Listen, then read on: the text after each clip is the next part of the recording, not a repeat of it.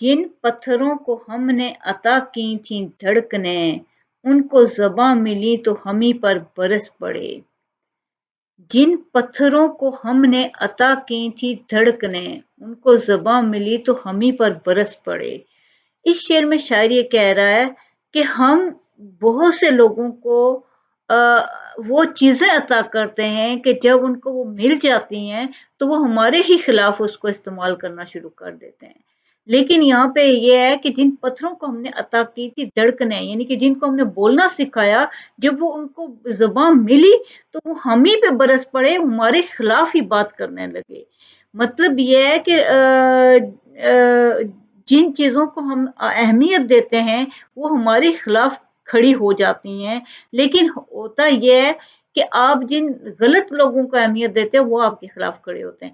اگر آپ اچھے انسان، کوئی بھی اچھا انسان کبھی کسی کے خلاف نہیں جاتا، خاص طور پہ اپنے محسن کے خلاف تو کبھی جانے کی سوچ بھی نہیں سکتا اگر وہ ایک اچھا انسان ہوگا۔ تو وہی چیزیں، وہی خرابیاں لوگ کرتے ہیں جن کو غلط طریقے سے چوز کرتے ہو۔ ہم کیا کرتے ہیں کہ ہم دیکھیں اسلام کیا کہتا ہے کہ عدل و انصاف سے کام لو، جس میں جو صلاحیت ہے اس کے مطابق اس سے کام لو۔